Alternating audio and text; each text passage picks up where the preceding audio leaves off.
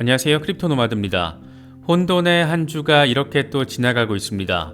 그래도 미국 증시는 긍정적인 결과를 선보이면서 한 주를 마감했는데 암호화폐 시장은 상황이 그렇게 녹록치는 않은 그런 모습들이 포착되고 있습니다. 먼저 뉴욕 증시는 3대 지수 모두 반등하면서 이틀째 상승 마감했습니다. 무엇보다 눈에 띄는 것은 S&P 500의 흐름인데 지난해 10월 저점 대비 20% 넘게 오르면서 새로운 강세장의 시작을 알리는 듯한 모습을 보이고 있기 때문입니다. 과연 이 같은 흐름이 지속될 수 있을 것인가? 이게 핵심적인 관전 포인트라고 할 수 있는데 이런저런 근거들을 통해서 증시 랠리의 지속성에 대한 이견들도 제시되고 있는 그런 상황입니다.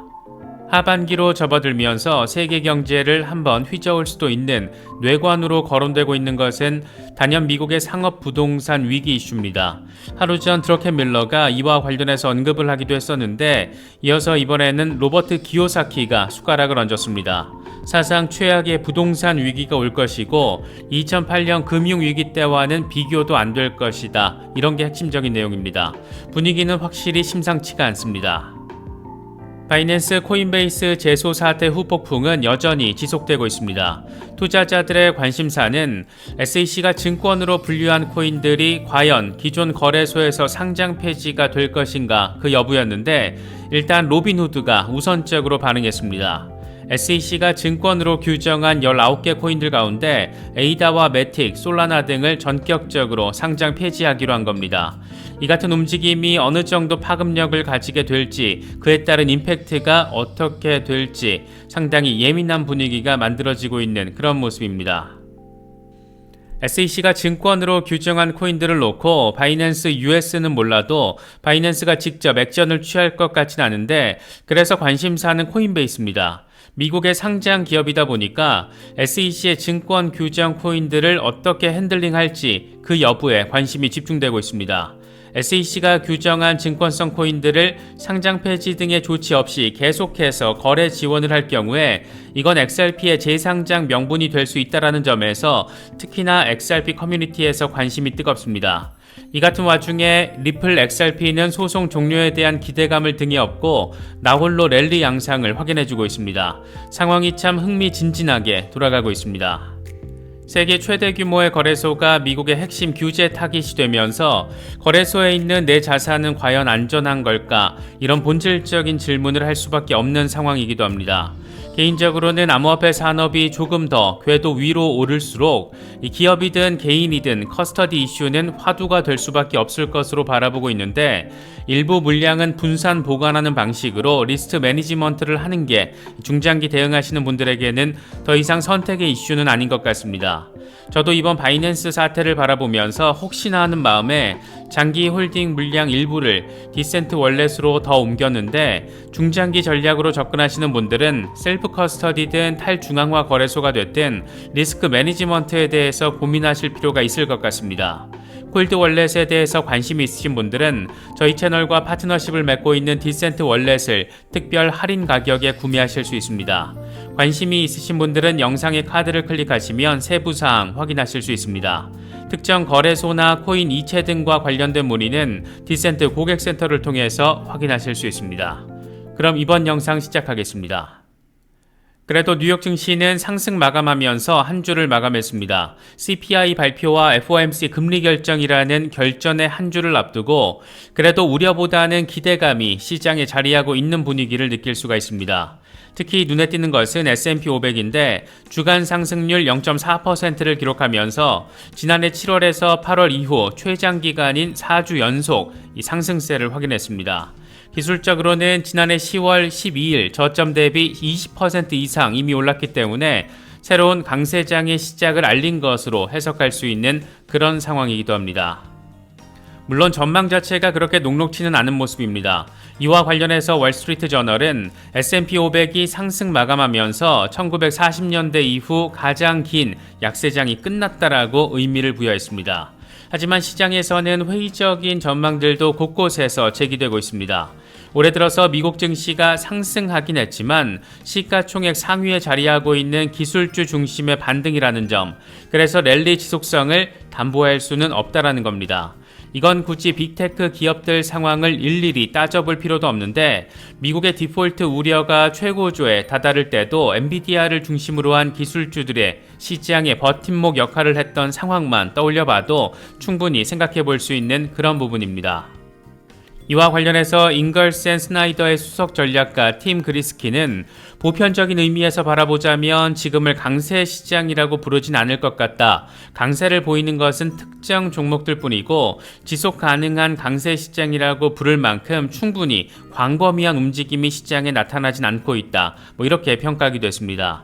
증시 쏠림 현상이 자리하고 있다는 건데 여기에다가 아직 인플레이션과 금리가 또 변수로 작용하고 있는 만큼 막연한 낙관은 금물이다. 이 정도로 바라보면 큰 무리는 없을 것 같습니다. 사실 진짜 문제는 어쩌면 하반기에 글로벌 경제를 한바탕 때릴 수도 있는 미국의 상업 부동산 이슈라고 할 수 있을 것 같습니다.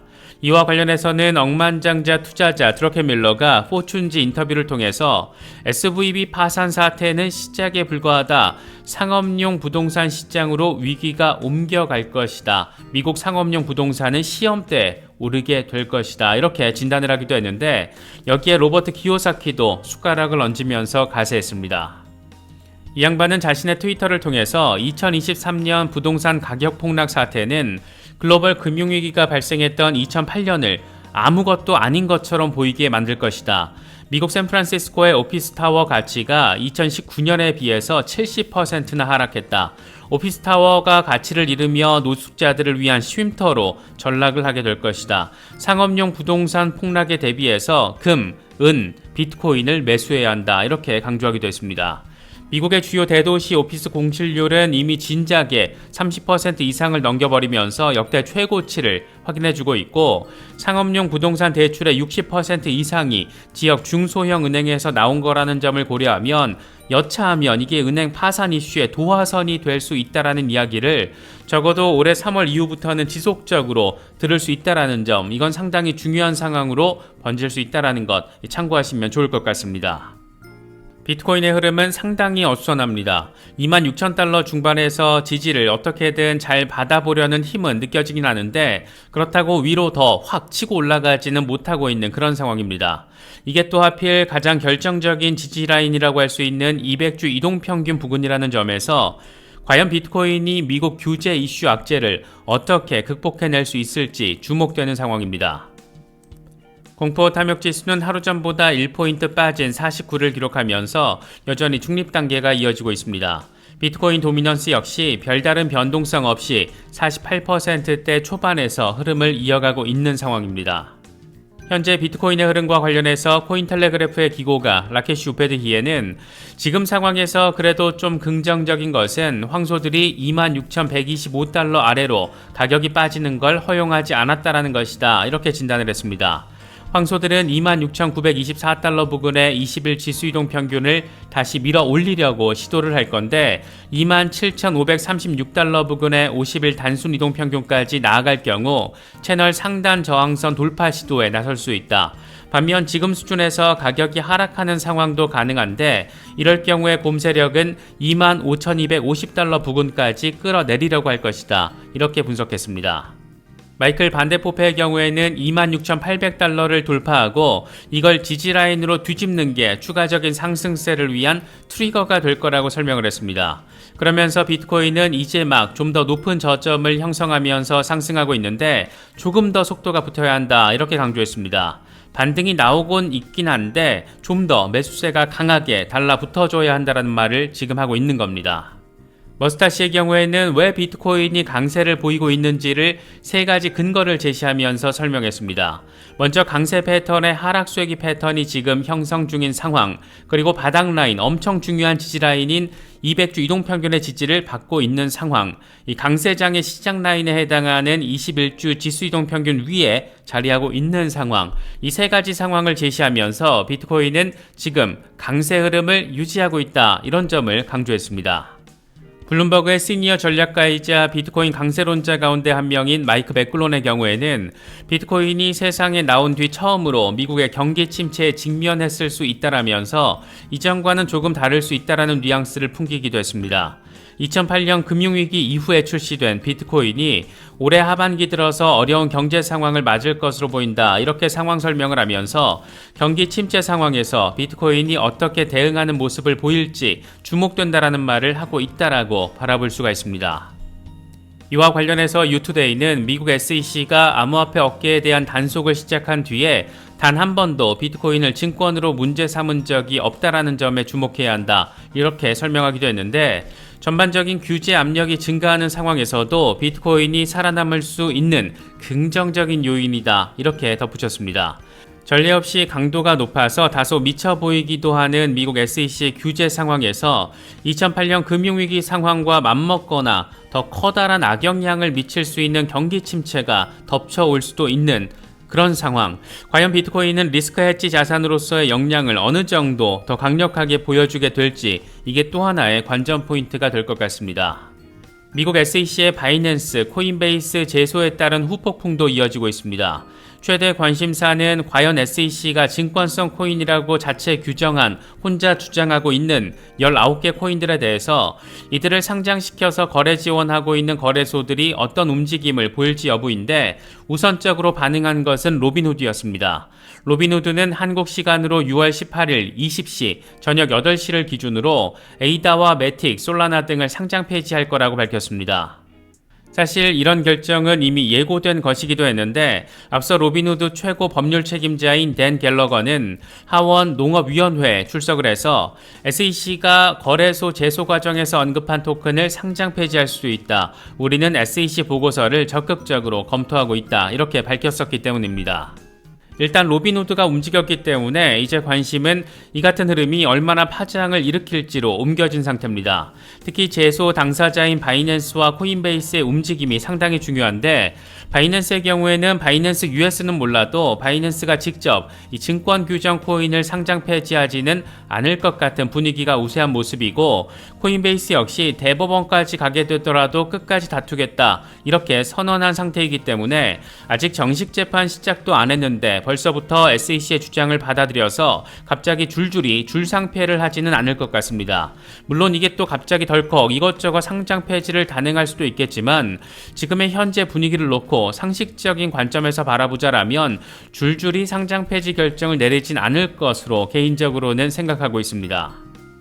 그래서 관심사는 SEC가 증권으로 규정하든 말든 코인베이스가 해당 코인을 상장 폐지를 즉각적으로 단행하지 않게 된다라면, 그렇다면 이게 또 XRP도 상장 폐지될 필요 없다, 이렇게 주장이 이어질 수가 있고, 다시 말해서 SEC가 증권이라고 규정한 코인들을 계속해서 코인베이스가 상장 거래 지원을 할 거면 XRP도 상장되지 않을 이유가 없는 것 아니냐, 이 같은 논리 형성이 가능합니다. 그래서 XRP 커뮤니티에서는 드디어 코인베이스가 움직일 때가 됐다, 이런 여론이 조성되면서 XRP에 대한 코인베이스 재상장 이슈가 하나의 화두로 떠오른 모습입니다. 때로는 다소 쫄보 기질을 보이기도 했었던 브라이언 암스트롱 CEO가 나름의 동맹 전선이 구축된 상황에서 리플을 지지하는 액션을 취하게 될지 상당히 주목되는 부분입니다.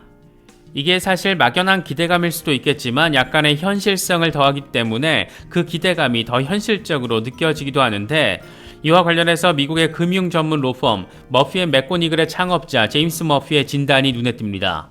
리플 소송에서 리플에 유리한 결과가 나오면 코인베이스와 바이낸스에 대한 SEC의 제소 근거가 약화될 수 있다. 리플이 승소하더라도 반드시 코인베이스와 바이낸스의 똑같은 결과를 낙관하긴 어렵다.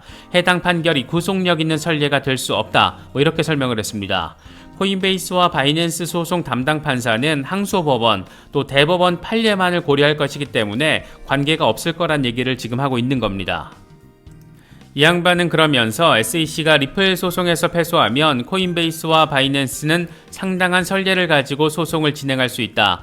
두 거래소는 리플 판매가 투자 계약이 아니라는 점을 유리하게 활용할 것이다, 이렇게 덧붙이기도 했습니다.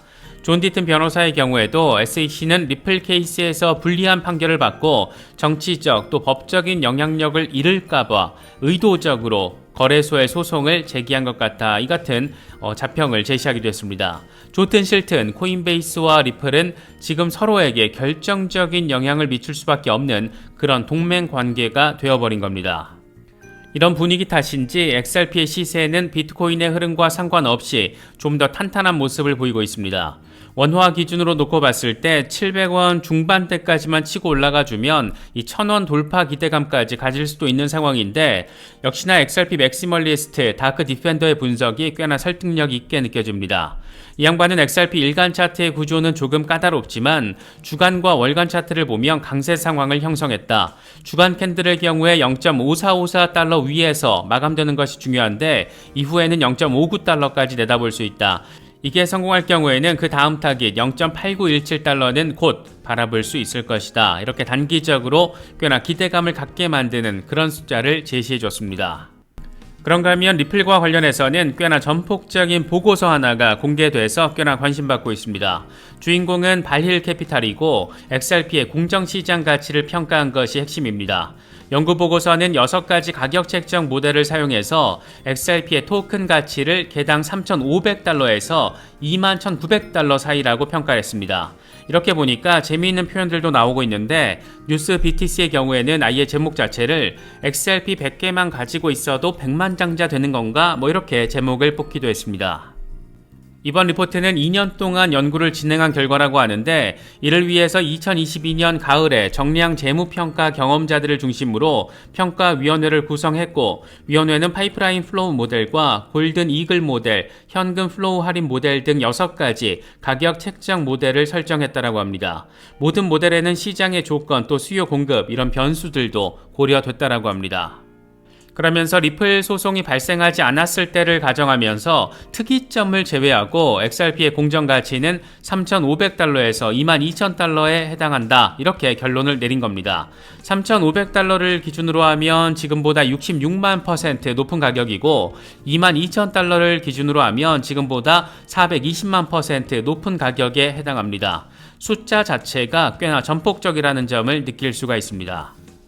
물론 이런 분석 자체가 XRP 모든 커뮤니티, 모든 사람들에게 환영받지는 않고 있는 모습입니다. 이건 발힐 캐피탈의 창립자 지미 발리와 관련된 부분이라고 할 수 있는데, 이 양반은 XRP가 미국 정부 부채가 지속 불가능한 수준에 도달하면 세계 기축통화가 될 것이다. 그래서 정부가 지금보다 훨씬 높은 가격으로 대량의 XRP를 구매할 수 있다.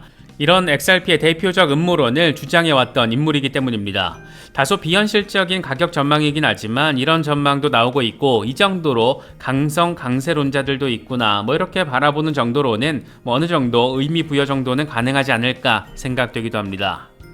저희 채널 멤버십 회원분들 중에는 XRP 중장기 홀더분들이 많이 계십니다. 멤버십에 가입하셔서 멤버십 라이브, 멤버십 채팅 공간 등을 활용하시면 XRP 중장기 대응 전략을 짜시는 데 있어서 또 멘탈을 케어하시는 데 있어서 상당한 도움이 될 수 있다라고 생각합니다. 더불어 채널 후원 성격도 가미되어 있기 때문에 저희 채널의 중장기적인 성장에도 도움이 됩니다. 임원급으로 가입해 주시면 하루에 800원 꼴인데, 저희 채널 컨텐츠의 만족도를 느끼고 계시거나 조금 더 가까이에서 서로 소통을 하고 싶으신 분들께는 채널 후원을 부탁드리겠습니다. 많은 분들의 성원 부탁드립니다. 이번에 준비한 영상은 여기까지입니다. 시청해 주셔서 감사합니다. 지금까지 크립토 노마디였습니다.